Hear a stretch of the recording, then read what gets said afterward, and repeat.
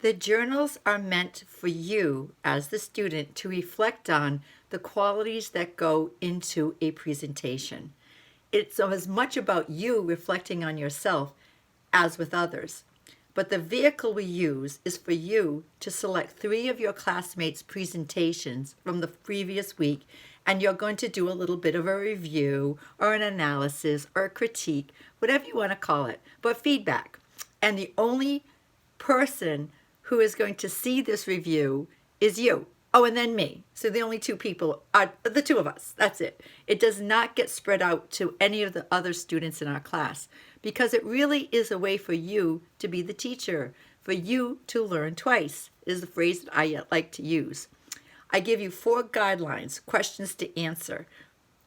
What I'm expecting to see in your journal entries is that you have at least 3 paragraphs, 1 for each person.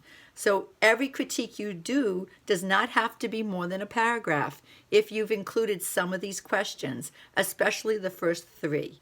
If you want to, if you choose to write more, go ahead, but it's not required. I just want you to be thinking about them.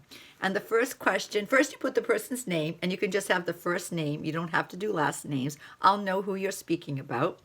And then does the speaker make the audience feel that they're part of the presentation? Are they looking toward the camera? Are they looking, right? And I know that it's hard to make eye contact when you have a camera, but as long as you're looking up, and do you have a positive outlook? Are you smiling? Are you looking energetic, or at least trying to? Everyone has different levels of energy, not all going to be like Tigger from Winnie the Pooh, or like crazy Joyce Fernandez sometimes.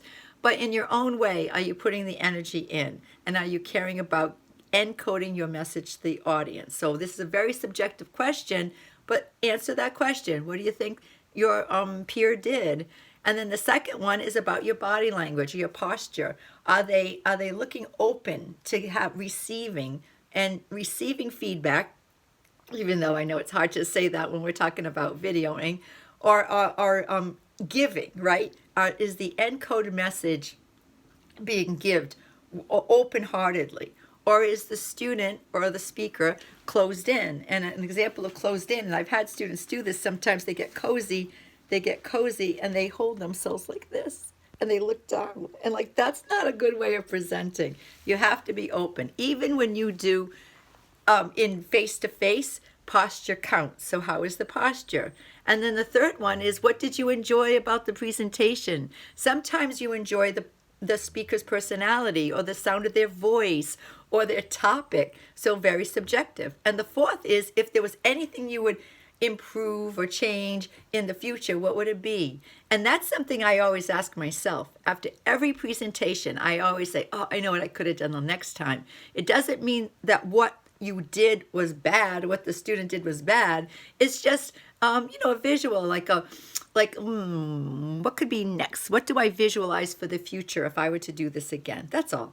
So again, it's for you to be the teacher, for you to learn twice, and select 3 of our student presentations. So the student presentations become part of our course information, or our course materials, right?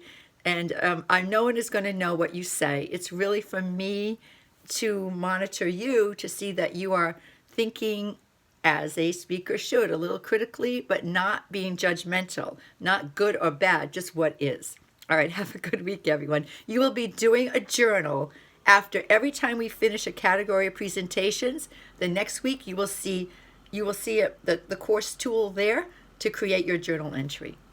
All right, thank you, everyone. Hope you're having a good week.